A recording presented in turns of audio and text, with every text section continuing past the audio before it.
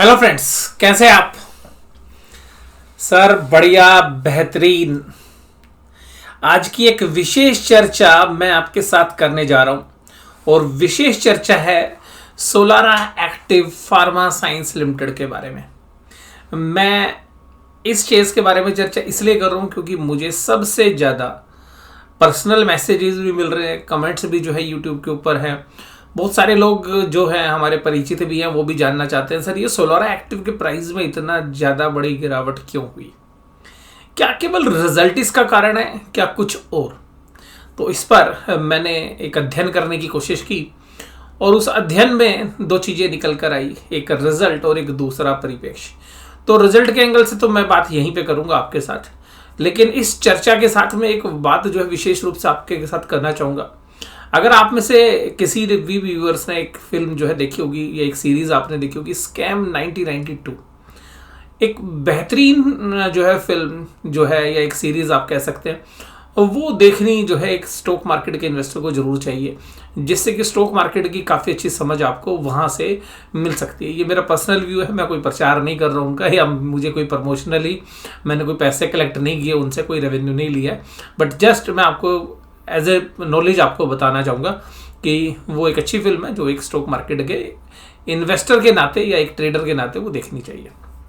तो उस फिल्म के अंदर जब हर्षद मेहता, जो भी उस फिल्म के अंदर जो कलाकार के रूप में हर्षद मेहता बने हैं, तो जब वो यूटीआई के चीफ से मिलते हैं और वो जब बात करते हैं तो यूटीआई के चीफ एक बहुत ही महत्वपूर्ण बात जो है बोलते हैं कि स्टॉक मार्केट के अंदर जो है एक बहुत ही इंपॉर्टेंट चीज़ होती है, यह किसी भी एक लेन देन में, किसी भी एक व्यवहार में, वो बताइए क्या होती है। तो हर्षद मेहता जो है उसका जवाब नहीं दे पाते हैं, तो वो चीफ बताते हैं कि वो मेरे यूनिट ट्रस्ट ऑफ इंडिया यानी कि यूटीआई के नाम में ही छुपा हुआ है। उस समय पर यूटीआई एक बहुत बड़ा इंस्टीट्यूशन होता था और उसके बाद देखिएगा यूटीआई का विभाजन हुआ, उसमें से आज की डेट में जो एक्सिस बैंक है वो यूटीआई बैंक हुआ करता था।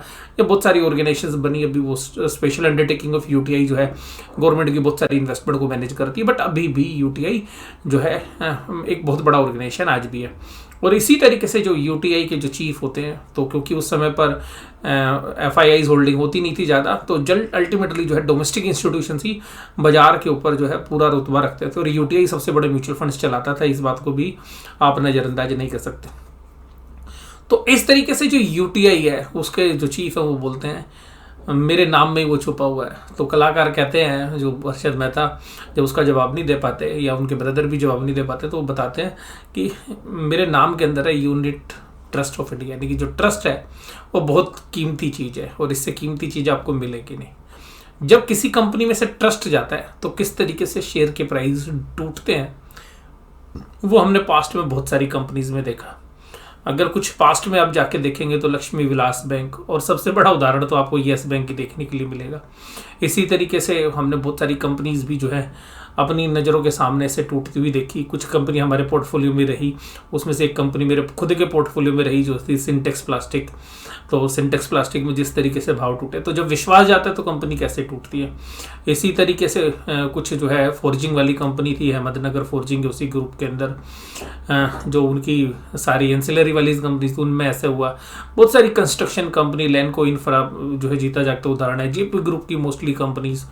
तो आप पास्ट में देखेंगे कि जब विश्वास गया तो कंपनियां गई। ये नहीं कि केवल लॉस मेकिंग कंपनियां ही डैमेज होती है। तो क्या आपको लगता है कि केवल इसमें केवल लॉस करना ही काफ़ी था, या कुछ विश्वास टूट गया इन्वेस्टर्स का कि जिसकी वजह से 40% ये शेयर जो है गिरावट के साथ काम करता हुआ नजर आया पिछले 2 दिनों के अंदर?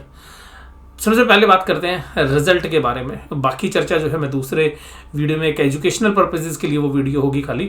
तो इस पूरी इस पूरी वीडियो के अंदर जो स्लाइड्स हैं वो मैं आपके साथ बता दूं एक बार कि मैं क्या चर्चा करूंगा। तो सोलारा एक्टिव फार्मा के रिजल्ट्स के बारे में बात करेंगे, किस तरीके से मैनेजमेंट में चेंज हुए, उसके पीछे का लॉजिक क्या था, कंपनी की मैनेजमेंट ने रीज़न क्या बताया कि भाई लॉस क्या किया, कब तक ये सुधार आएगा, किस तरीके से जिन लोगों ने रिज़ाइन किया उसके पीछे का कारण ढूंढने की कोशिश करेंगे। कारण कहीं नहीं है, लेकिन उसमें क्या कारण है वो मैं आपके साथ चर्चा करूंगा, मुझे पर्सनली क्या कारण लगते हैं। इसके अलावा जो कंपनी के अंदर जो डायरेक्टर्स नए अपॉइंट हुए हैं, जो कंपनी के एमडी बने हैं, लेकिन वो पहले वाइस चेयरमैन थे, उसके बाद शेयर प्राइस के अंदर जो चार्ट के अंदर जो पैटर्न्स हैं वीकली चार्ट के ऊपर और डेली चार्ट के ऊपर, इसके अलावा क्या कंपनी करती है, कंपनी किस तरीके से फोकस करना चाहती है, और आगे हमें क्या चैलेंजेस लगते हैं, और सबसे फाइनली क्या इस शेयर्स में एवरेज करना चाहिए या नहीं करना चाहिए।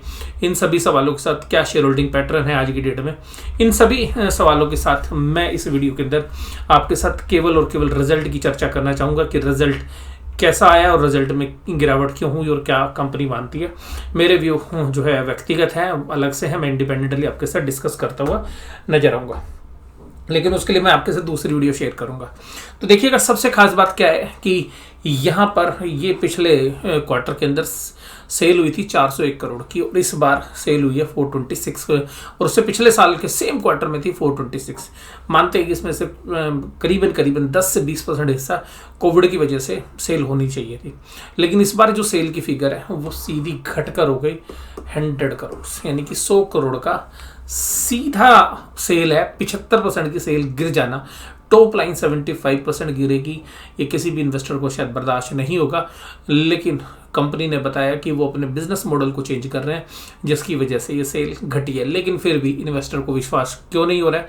और देखिएगा, मैं तो आप रिटेल लोगों के साथ हूँ, और सेलिंग तो इंस्टीट्यूशंस ने की है, सेलिंग इंस्टीट्यूशंस की है। और मैं यूनिट ट्रस्ट ऑफ इंडिया वाली बात पे आऊँगा कि वो यूनिट ट्रस्ट ऑफ इंडिया वाली कोई घटना घटी है या कुछ और बात है। तो आइएगा, मैं आपसे पहले चर्चा कर दूं। मटेरियल की कॉस्ट 228 करोड़ हो गई। ये सेल जो पिछले साल की 426 करोड़ की सेल पर भी जो खर्चा नहीं था वो 189 करोड़ का था, और यहाँ 228 हो गया, यानी कि सेल 75% घट गई और खर्चे 40% बढ़ गए। इतनी महंगाई हो गई, ये इन्फ्लेशनरी प्रेशर हम मानते हैं पूरे सिस्टम में, पर इतनी हो गई तो कुछ जो है विचारणीय है। हालांकि इसमें से काफ़ी इन्वेंट्री भी इन्होंने बचा के रखी हुई है 174 करोड़ की, तो ये भी हो सकता है कि इन्होंने इन्वेंट्री बना ली, उसको किसी दूसरे तरीके से सेल करेंगे। बट फिर भी इन्वेंट्री की काफ़ी खर्चा, अभी भी अगर आप पिछले साल के बेस प्राइस से निकालेंगे तो भी इन्फ्लेशनरी प्रेशर देखा जा सकता है। बट क्योंकि इन्वेंट्री काफ़ी बड़ी मात्रा में इनके पास बची हुई है, लेकिन पिछली बार भी 75 करोड़ की इन्वेंट्री थी, तो उसको भी एडजस्ट कर देंगे तो तब भी ये जो खर्चा है ये कुल मिला के 150 करोड़ से ऊपर की इन्वेंट्री की कॉस्ट आएगी। यानी कि पिछले साल की सेल में 75% गिरा दो और आपकी मटेरियल कॉस्ट लगभग बराबर हो जाए, तो ये थोड़ा सा जमता नहीं है। एम्प्लॉय की कॉस्ट सेम है, फाइनेंस कॉस्ट सेम है, डेप्रिसिएशन अमोर्टाइजेशन मोर और लेस सेम है, अदर एक्सपेंसेस टोटलिटी में फिक्स नेचर के लग रहे हैं। तो जो 400 करोड़ की सेल पे थे वही 100 करोड़ की सेल पे सारे खर्चे हैं। अल्टीमेटली कंपनी के जो लॉस है वो हुए 138.37 करोड़। एक्सेप्शनली कोई प्रॉफिट्स है 1.52 करोड़ का, सॉरी लॉस है वो भी, और ये हुआ 139.89। इन सब के बावजूद ये लॉस रिपोर्ट कर रहे हैं 139.89। डेफर टैक्स की कोई पेमेंट ये करेंगे नहीं। एक डेफर टैक्स और करंट टैक्स में इन्होंने एडजस्ट करके वो नलीफाई कर दिया, एक प्लस माइनस करके दोनों जीरो हो गए हैं। तो यही फिगर आपकी लॉस में है। तो कुल मिलाकर रिजल्ट कैसे है ये तो बाजार ने बता ही दिया, लेकिन बाजार ने रिजल्ट से ज़्यादा कुछ और रिएक्ट किया है, और यहाँ पर EPS जो है वो लॉस में बदल गया 38.93। और रीज़न क्या दिया है वो मैं आपके साथ बता दूं। रीज़न कंपनी ने बताया है कि commercial model for distribution led to direct sales, यानी कि अपने कमर्शियल मॉडल को ये चेंज कर रहे हैं जिससे कि ये जो डिस्ट्रीब्यूटर को माल बेचते थे उसकी बजाय अब सीधे कस्टमर को बेचेंगे, जो कि कम रेगुलेशन वाली मार्केट है। जो डिस्ट्रीब्यूशन को बेच रहे थे वो रेगुलेटेड मार्केट थी। इसके अलावा भी कुछ और चेंजेस हैं, वो मैं आपके साथ अगली वीडियो में चेंज करूँगा, बात करूँगा। बट मुझे पर्सनली रिजल्ट काफ़ी ख़राब है। मेरे पास अभी पर्सनली कोई होल्डिंग नहीं है सोलर एक्टिव की। हालांकि पिछले 1-1.5 साल के दौरान जब कोविड के इश्यूज थे, ये मैंने शेयर जो है 950 रुपये के आसपास जो है एक्यूमुलेट भी किया था, इसमें से ट्रेड भी किए थे, प्रॉफिट भी लिए थे, और ऊपरी लेवल्स पर हमने प्रॉफिट बुकिंग करके हम एग्जिट भी करके थे। बट अभी पर्सनली मेरे पास कोई होल्डिंग नहीं है, और ना ही मैं शायद सजेस्ट करना चाहूँगा कि इन प्राइजेज में शायद कोई खरीदने का मौका है। प्राइजेज शायद अभी थोड़े से और डाउन भी हो सकते हैं। कहाँ तक प्राइस जा सकते हैं, किस तरीके के आउटकम्स हमें देखने के लिए मिल रहे हैं, क्यों प्राइस में किधर इतना फॉल हुआ, ये अभी मैं आपके साथ जो है एक वीडियो में चर्चा करूंगा अलग से। हालांकि वो वीडियो देखिएगा अल्फा फोरम के ऊपर, हमारी एजुकेशनल वीडियो सीरीज के अंदर ही आएगी।